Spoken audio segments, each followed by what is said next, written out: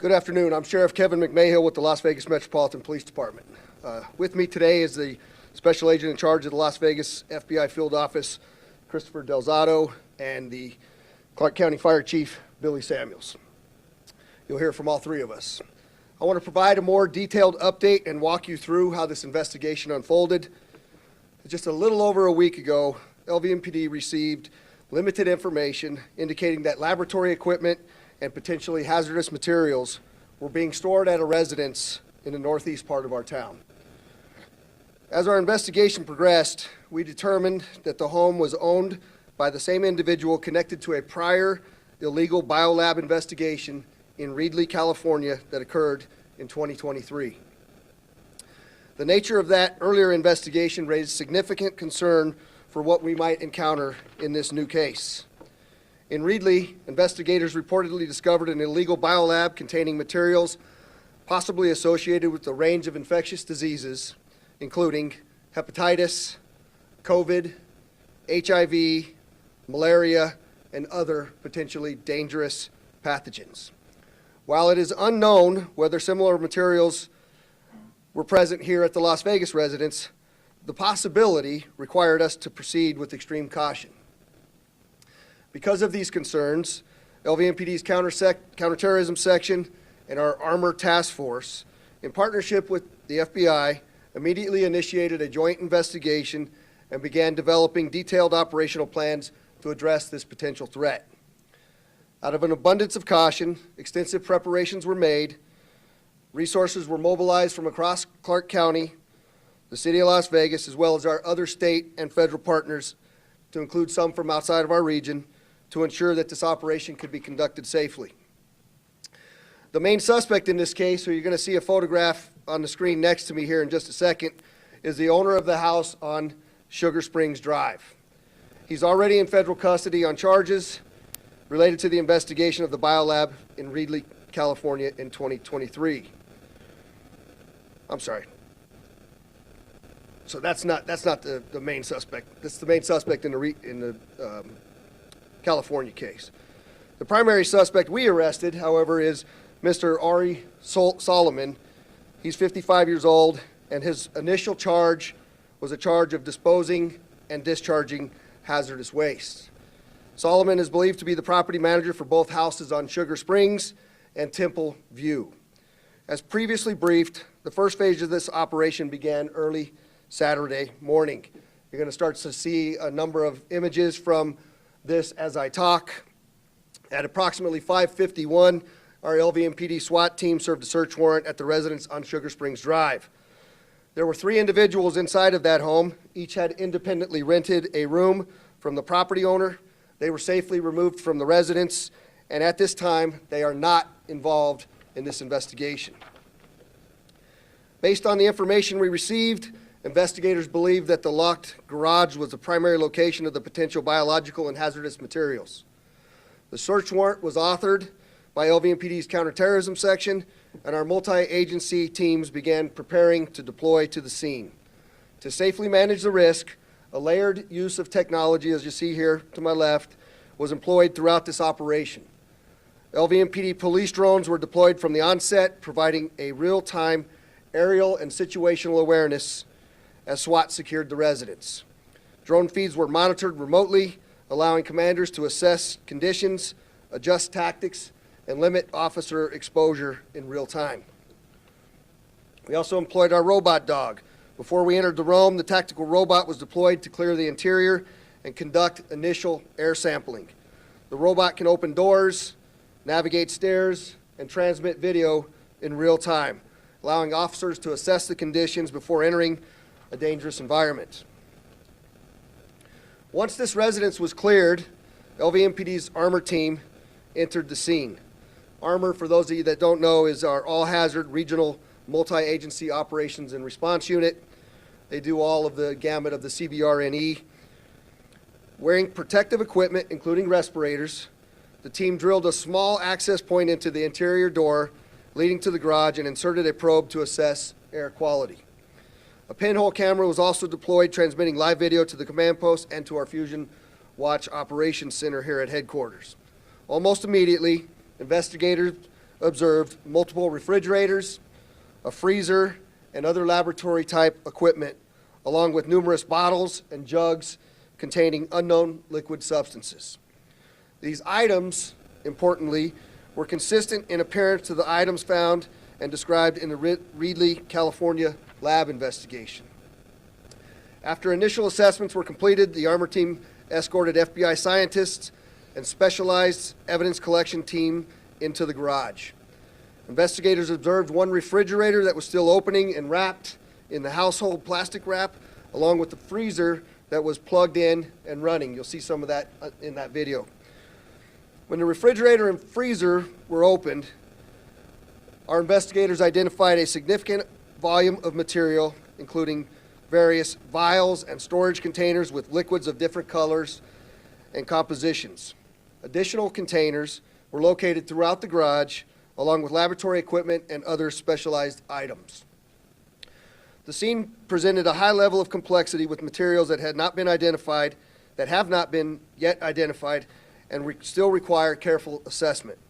Some items appeared consistent with biological and chemical storage, which necessitated additional precautions.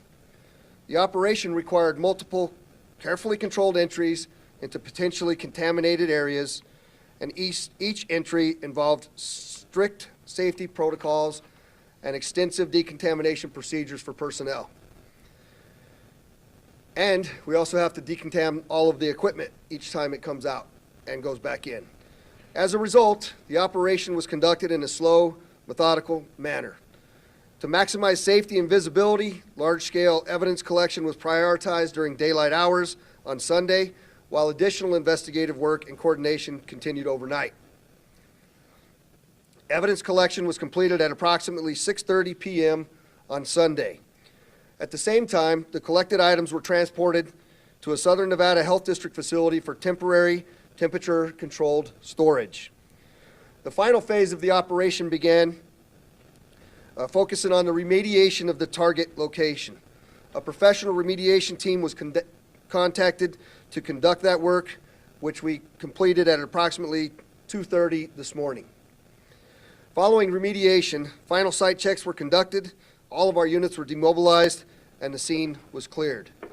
This morning, the evidence was transported to an FBI lab for testing. I'm now going to turn it over to our exceptional special agent in charge, Christopher Delzato, who's going to provide a status on the update of the investigation and outline our next steps. Chris? Thank you, Sheriff. Good afternoon. Thank you for joining us. Again, Chris Delzato, I'm the special agent in charge of our FBI office here in Las Vegas. As I stated in Saturday's press conference, the FBI plays a crucial role in supporting our state and local law enforcement partners on a regular basis, providing resources and innovative capabilities to assist in our investigations. This weekend, our evidence response teams, our scientific response analysis unit, our technical hazards response unit, and our hazardous evidence response team played pivotal roles in this joint investigation. These highly trained and equipped teams perform reconnaissance and site characterization, decontamination, and evidence in hazardous environments. As you can see on the screen, and as observed in the scrolling footage, our FBI scientists have been diligently collaborating with agents and Metro detectives throughout the weekend and during the recovery and sampling process. Initial search of the garage at the Sugar Springs residence identified a biosafety hood, a biosafety sticker, centrifuge, multiple refrigerators, red-brown unknown liquids in gallon-sized containers, and refrigerated vials with unknown liquids. More than 1,000 samples were collected, stored safely, and secured safely at the Southern Nevada Health District Laboratory. Early this morning, all samples were carefully loaded into an FBI aircraft for transportation to the National Bioforensic Analysis Center in Maryland. We recognize that the public is seeking clarity. What were they testing for? What possibilities are being considered? However, as the sheriff mentioned, in cases like this, Our process relies on being slow and methodical. From the collection of evidence to the testing of the samples, the process the FBI laboratory personnel engage in requires systemized, measured steps that cannot be rushed. I would like to express my sincere gratitude to everyone involved in the operation this weekend. When I was informed of my selection as the special agent in charge here in Las Vegas, I recognized the positive reputation that the Las Vegas Metropolitan Police Department had, but quickly learned more about their state-of-the-art Fusion Center. It is fitting that they were honored as Fusion Center of the Year by the National Fusion Center Association, distinguishing it as a top-tier, industry-leading, and highly effective 24/7 intelligence hub. I was profoundly impressed by the impact of the partnerships in action during this extensive operation. This weekend marked the first occasion on which I witnessed these capabilities firsthand, and our office is privileged to be part of the collaboration dedicated to serving Southern Nevada. I would like to express my gratitude to the extensive partnerships involved in this case. Thank you all again for the components from Metro, Las Vegas Fire and Rescue, the Clark County Fire Department, the 92nd Civil Support Team from Carson City, the Southern Nevada Health District Lab, and FBI employees from the FBI lab in Quantico, as well as employees from the Los Angeles, Phoenix, and Sacramento FBI offices. Next, I'd like to introduce Fire Chief Billy Samuels from Las Vegas Fire. County Fire. All right, good afternoon. Billy Samuels from Clark County Fire. Kind of talk about who all was involved in this this past weekend and highlighting the relationships that we have with local, state, and federal partners. That's to include the Las Vegas Fire and Rescue, North Las Vegas Fire Department, Henderson Fire Department, as they mentioned, the Nevada National Guard, the 92nd Civil Support Team.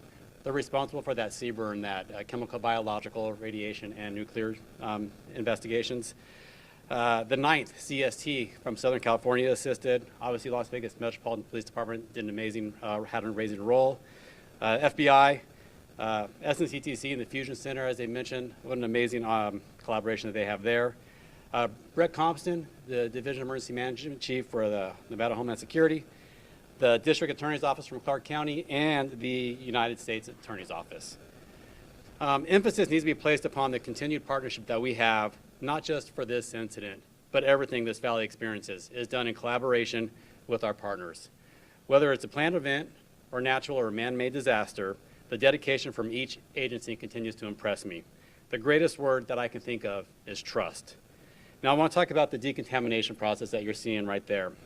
We'll have a decon unit there for the entire incident.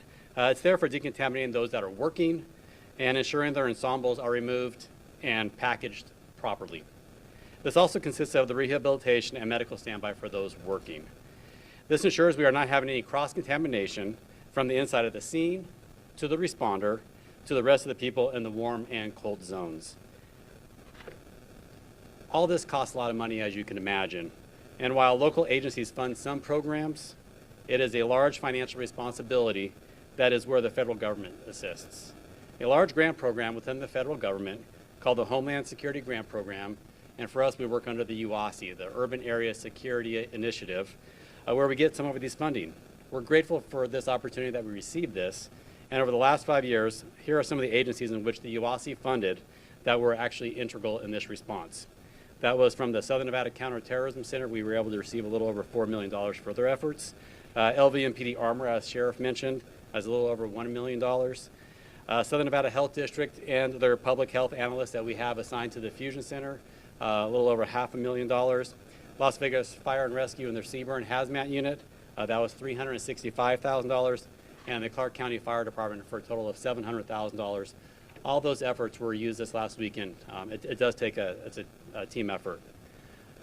In closing, I'm going to turn it back over to the Sheriff. I'm sure you have some questions, but thank you for this opportunity, sir.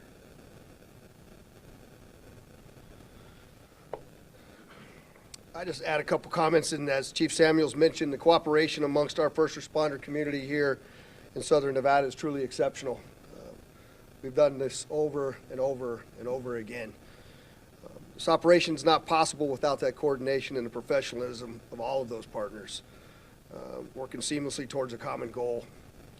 Investigation also reflects how law enforcement has evolved, and LVMPD now operates one of the most advanced technology platforms anywhere in the world. From drones and robotics to real-time intelligence and remote command capabilities, technology played a critical role in allowing us to assess risk to protect personnel and to move quickly without compromising safety. I'll tell you that this incident was completed remarkably fast for what it was that we dealt with out there, how quickly they were able to move and do this safely. It's really mind-blowing, quite frankly. Since becoming sheriff, I've also made Homeland Security a top priority.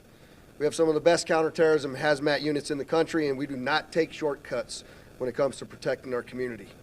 Whether the threat is real, it's known, unknown, criminal, environmental, local, or international, our responsibility is to be ready and respond decisively. I want to thank a couple of gentlemen that are standing over here, in particular, Deputy Chief Chris Holmes, the Executive Director of the Southern Nevada Counterterrorism Center, Carrie Underwood, and our Counterterrorism Lieutenant Cody Thompson. These were some very, very long days leading multidiscipline approach teams, and you all did it exceptionally well, so thank you very much. I also like to say thanks to the residents in the neighborhood. This is a scary moment. They were very patient and cooperative over the weekend. I know there was a lot of fear and anxiety as this unfolded literally right outside of their homes. I do not take that lightly. I want to reassure you that everything has been remediated and there's no safety concern in the house or the neighborhood. With that, I'll take a few questions, and I'd just like to say there are aspects of this investigation that we don't know the answer to. So we're trying to be as transparent about everything it is that we know, and we will answer your question if we can. David?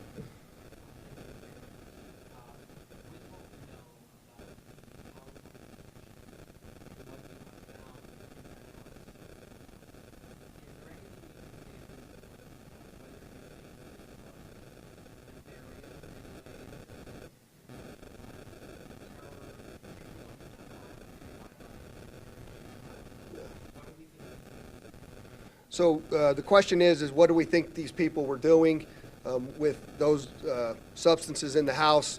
And I'll tell you, the truth is we don't know yet. We're actually looking to see, as we move forward in this investigation, how to answer all of those questions. I certainly have them as well. But the reality of it is we had an operational period that we were working around the clock for multiple days. We've safely remediated that part of it. Now the tough part of the investigation moves forward. That's where we're at with it, and we're going to continue that.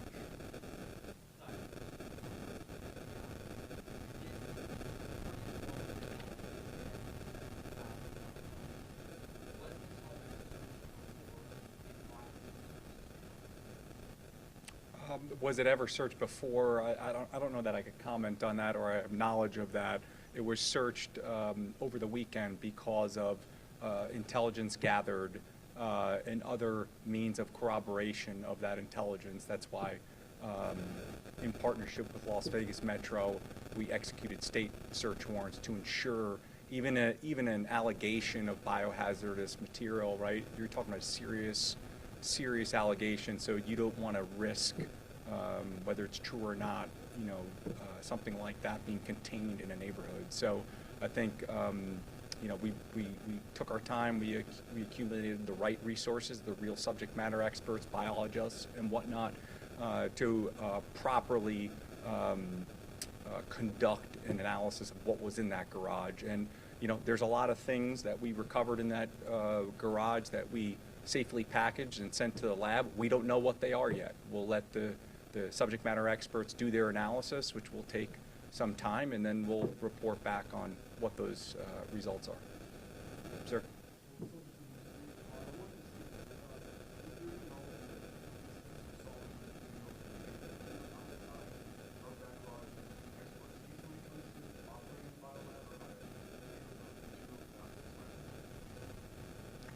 We have no knowledge that he had any expertise or is in that area, or he's somewhat of a trained biologist, no. Not at this time. Sir?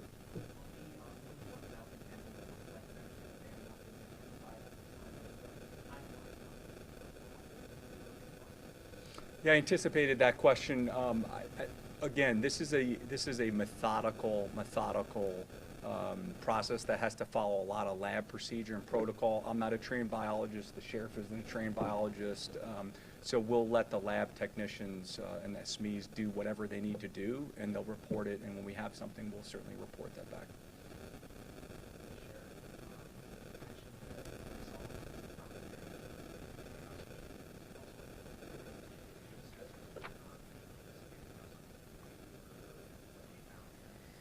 Yeah, so the question is Mr. Solomon was the manager of the house on both Sugar Springs and Temple View, and had we found anything in the Temple View address? I apologize, I didn't address that today because I did that previously, but the FBI conducted the warrant simultaneous on Temple View as when Metro hit Sugar Springs.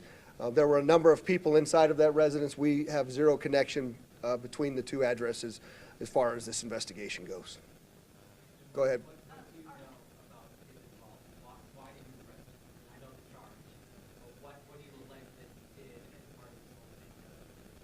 Yeah, so we can, you want to go cover that part?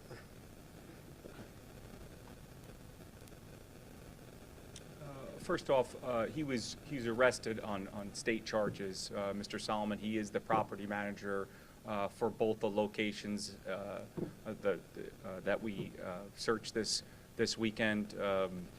He was charged. What was the state charge exactly again? Yeah, it was how he disposed, or the lack of following procedure around how he processed those materials in the house, and that was the local charge.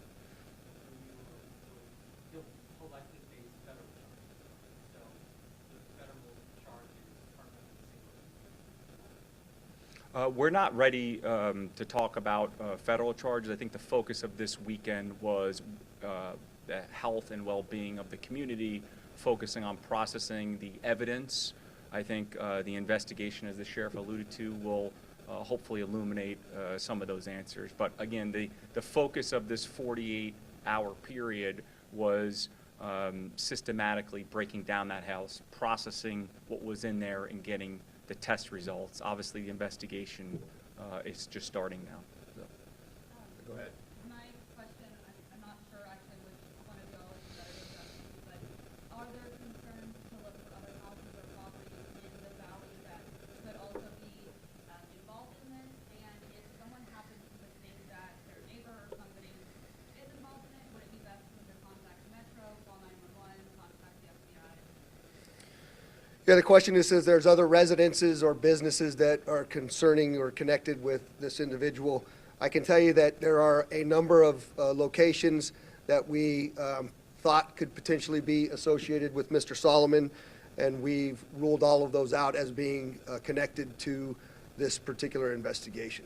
The second part of that question was, who should the public contact if they believe that they've come in contact with this individual, either the FBI or Metro? You feel free to give either one of them a call. Sir?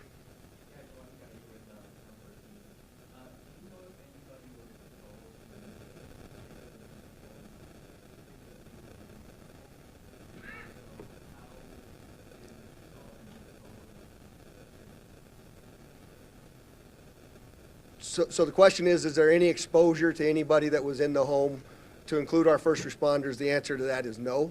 And there's a certain means and method that you have to dispose of this material, and that did not occur within that. We can provide a little bit more insight on that after the press conference. Anybody else?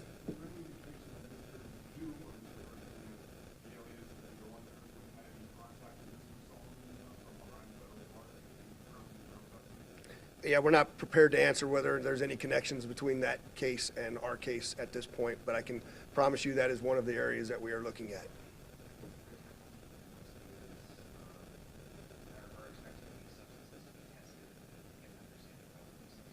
Yeah, the question is the timeline, and that's what we addressed. We don't know yet. I can tell you we're pushing very hard because we want to know as well. And we will provide you the update on additional charges as well as what those substances are in the near future. Last one, go ahead. You. Mary Keeler, Channel 13.